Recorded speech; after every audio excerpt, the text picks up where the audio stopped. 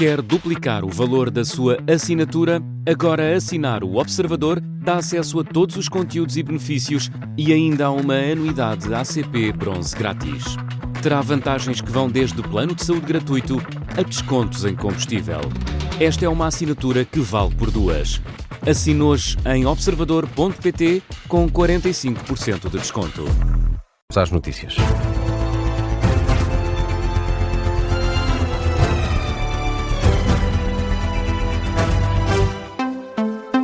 As notícias às 4 são com o Miguel Videira. E Miguel, começamos com essa homenagem a Cavaco Silva e à afirmação do antigo Primeiro-Ministro e Presidente da República: há erros que não podem ser escondidos. No Palácio de São Bento, residência oficial do Primeiro-Ministro, o palco da cerimónia promovida pelo atual governo, o antigo Primeiro-Ministro recordou alguns feitos e desafios que enfrentou durante os 10 anos de governação e terminou com uma conclusão: as falhas e os erros não são alheios à política. É impossível evitar falhas e erros. Como costumo dizer, nobody is perfect. Em política, os erros cometidos por um governo, mesmo que tal seja humano, não podem ser escondidos. E às vezes, os erros são mesmo inventados para serem notícia com estrondo. Em política, tal como no futebol abundam os treinadores de bancada. Cavaco Silva lembrou ainda a remodelação governativa que fez na passagem do ano de 89 para 1990, quando teve de substituir 5 ministros. Diz que foi um dos aspectos mais negativos da governação. O editor adjunto de política do Observador, Miguel Santos Carrapatoso, relaciona estas palavras de Cavaco Silva à crise que o governo de Montenegro vive na saúde. Miguel Santos Carrapatoso lembra que Cavaco Silva escolheu falar sobre remodelações para lembrar os períodos mais difíceis, quando foi chefe de governo, e que foi depois de ter substituído 5 ministros que conseguiu uma maioria absoluta. Cavaco Silva, que é, insisto, conhecido por escolher com muito cuidado as palavras que usa neste tipo de intervenções públicas, o que Cavaco Silva parece querer dizer é que, às vezes, decisões difíceis, tomadas a tempo, traduzem-se em bons resultados mais à frente. E acho que foi isso que Cavaco Silva fez questão de dizer nesta cerimónia. Se tinha ou não como destinatário o governo em funções, bom, deixo a cada um tirar essa conclusão. A minha é que sim, é que tinha como destinatário Luís Montenegro.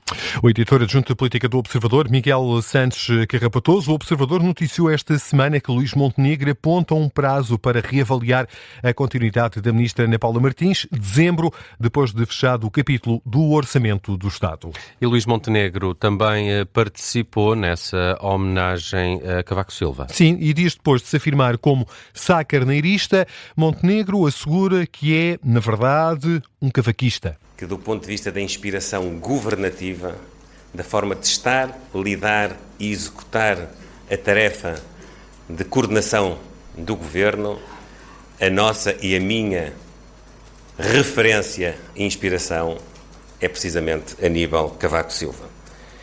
E como ele, hoje sentimos a responsabilidade de sermos um farol para dar ao país uma orientação para o rumo que queremos seguir, como fez Cavaco Silva há 40 anos atrás.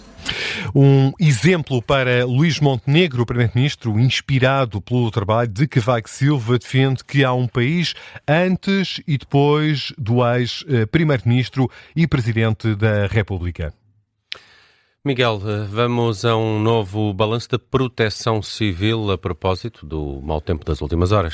Sim, um balanço que aponta para quase 800 ocorrências até ao meio-dia, associadas à chuva e vento intensos. Há um desalojado em Paços de Arcos, na Ericeira. 2 pessoas foram resgatadas do mar, transportadas para o Hospital. Lisboa e Val do Tejo foi a região mais afetada pelo mau tempo que se está a fazer sentir de forma muito particular esta quarta-feira. E Portugal registrou mais de 40 mil descargas elétricas atmosféricas nas últimas 24 horas. Disso mesmo dá conta Paula Leitão, é meteorologista do IPMA, fala num número fora do vulgar. São números bastante elevados, não são extraordinários. Este tipo de situação meteorológica acontece com alguma frequência, principalmente nesta altura do outono, em que o ar ainda está quente, o mar está com água bastante quente. São números que são interessantes, digamos, do ponto de vista de quem gosta de observar estas coisas. Já não são os números mais vulgares, já são fenómenos que mostram alguma intensidade. A Paula Leitão é meteorologista do Instituto Português do Mar e da Atmosfera, entrevistada pela jornalista Nadine Soares. E Miguel, seguimos agora para essa conferência de imprensa com as conclusões do Conselho de Ministros desta tarde. Precisamente, arrancou há instantes a fase de perguntas e respostas. Seguimos até à sede do Governo, no Campus 21, é lá que está o jornalista do Observador, João Gama. João, já estamos nessa fase de perguntas e respostas com o Ministro da Presidência, António Leitão Amaro. Tem preocupação. Vamos ouvir o Ministro da Presidência. É sobre o funcionamento dos serviços de saúde e aquilo que é preciso fazer para eles serem melhores. Pronto. E então, começando com especificamente a questão sobre os prestadores de serviços, eu creio que saberão que nós no Conselho de Ministros ainda aprovámos esses 8 diplomas, 2 deles foram aprovados com uma sujeição a debate e consulta e redação final, foram aprovados na generalidade e esses diplomas foram fechados, nos termos essencialmente como foram levados ao Conselho de Ministros da primeira vez. Mas especificamente sobre o tema dos prestadores de serviços ou tarefeiros. Em primeiro lugar, eu creio que é unânime o diagnóstico de que a situação que temos não é uma situação adequada. E não estou apenas a falar dos abusos. Estou a falar da situação de iniquidade e do nível de despesa que se atingiu com prestação de trabalho que não por médicos vinculados. Não é nenhuma apreciação valorativa sobre cada pessoa que está nessa situação. É sobre a iniquidade, a desigualdade de tratamento entre quem está vinculado ao Serviço Nacional de Saúde e quem não está e vai prestar serviços. Mas mais, inclusive é com quem saiu do Serviço Nacional de Saúde e logo a seguir voltou, não como vinculado, não com as regras dos vinculados, mas com a condição de prestador de serviços. As pessoas, cada um destes profissionais não pode e não deve ser estigmatizado, seguramente que está e procurou fazer o melhor pelo seu país, pelo seu serviço de saúde público, pelos utentes que atendeu e, desejavelmente, que curou em cada momento ou ajudou a que a saúde melhorasse. Agora, até há 2 semanas, até o Governo decidir, este Governo, o primeiro Governo, que procurou apresentar uma proposta que resolve a iniquidade, a injustiça e também já agora os abusos com regras sobre incompatibilidades. Até aí, havia um consenso nacional total de que a situação como está não pode ficar e não deve ficar. Gasta-se o que não se devia gastar e que pode ficar à disposição para gastar em mais cuidados de saúde, mais medicamentos, mais cirurgias, mais tratamento a quem precisa. Também não é bom ficar como estava pelos médicos que são vinculados e que estão numa situação de injustiça. E, portanto, eu creio que não se alterou o consenso nacional de que o regime que existe hoje e as práticas que existem hoje com estas prestações de serviços são, no seu conjunto, uma situação que deve e que precisa de ser alterada e reformada. Esta conclusão o Governo mantém-na. E isto significa que é preciso mudar. E o Governo insiste e vai fazer essa mudança. Trazendo o quê? um conjunto de incompatibilidades que, eu diria, todas as pessoas nesse tal espírito de avaliação crítica do sistema da prestação de serviços faziam, ser levado à prática e ser tornado regra que não permite ser quebrada. Por outro lado, também o mesmo regime tem um regime fácil, ou um mecanismo fácil, rápido e estável de acesso e regresso de vários destes médicos ao Serviço Nacional de Saúde em condições de vinculação estável e, portanto, garantindo por essa via que os serviços públicos mantêm os seus profissionais. E, portanto, eu acredito muito, e o Governo acredita muito, no espírito de serviço e no espírito de defesa principal do interesse dos utentes que os médicos portugueses têm. Todos eles.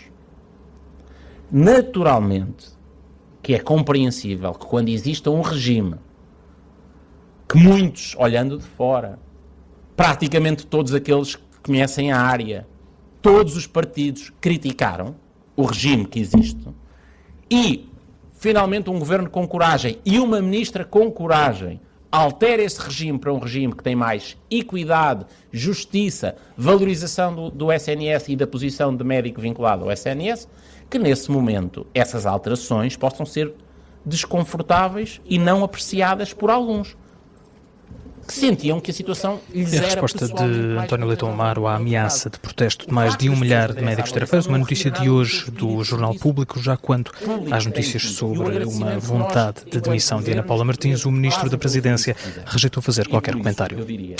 João Cama é o jornalista do Observador que está a acompanhar esta conferência de imprensa que se segue à reunião do Conselho de Ministros com estas respostas na área da saúde, com esta ameaça dos médicos tarefeiros em pano de fundo de bloquearem as urgências, recusam a prestar serviço. É isso que noticia o Jornal Público, caso o Governo avance com as alterações previstas, que vai aumentar as incompatibilidades e reduzir o valor a pagar aos médicos tarefeiros. André Vilas Boas não confirma a acusação feita pelo árbitro Fábio Veríssimo, que denunciou uma tentativa de coação por parte do Futebol Clube do Porto. O presidente dos Azuis e Brancos diz que vai averiguar. Foi durante a chegada da equipa ao aeroporto Francisco Sá Carneiro para a viagem até Utrecht. O presidente dos Azuis e Brancos, em declarações aos jornalistas, falou sobre a questão das imagens, da polémica em torno das imagens no balneário do árbitro e garante que o clube vai fazer uma averiguação interna. O Futebol Clube do Porto foi o último a ser comunicado relativamente a esse relatório.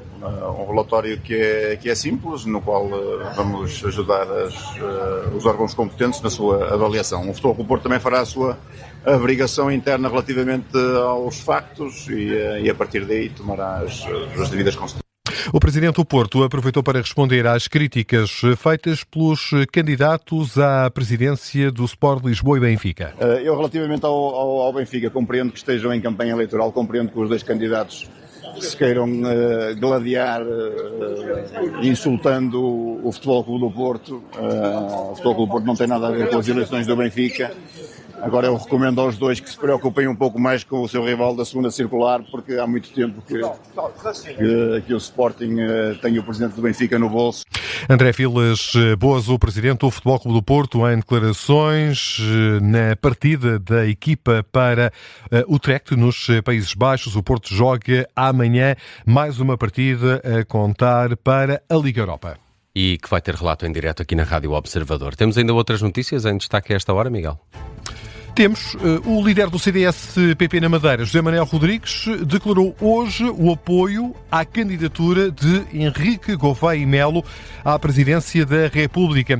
Considera que é quem Portugal precisa para travar a extrema-direita. José Manuel Rodrigues sublinha que, embora seja presidente do Congresso Nacional do CDS-PP e membro da Comissão Diretiva do partido, este apoio, hoje declarado a Gouveia e Melo, apenas vincula o próprio e não o partido. A PSP suspendeu as buscas pelo turista polaco de 31 anos, desaparecido desde a passada segunda-feira nas Serras da Madeira. É isso que indica a polícia. As buscas vão ser retomadas na próxima quinta-feira. O advogado oficioso de José Sócrates admite recorrer da decisão do Tribunal de não conceder um prazo para que o advogado possa consultar os autos. Quando foi chamado pelo Tribunal para substituir o advogado Pedro de Lille, que ontem renunciou à defesa de José Sócrates, José Manuel Ramos pediu 48 horas para se inteirar de um processo complexo. Ora, este pedido foi recusado pelo coletivo de juízes, presidido pela juíza Susana Seca. O advogado oficioso admite agora recorrer desta decisão. Diz também, à entrada para a audiência de julgamento da Operação Marquesa esta quarta-feira, disse também José Ramos que já tentou contactar José Sócrates, inclusivamente através do anterior advogado Pedro de Lille, até ao momento sem sucesso.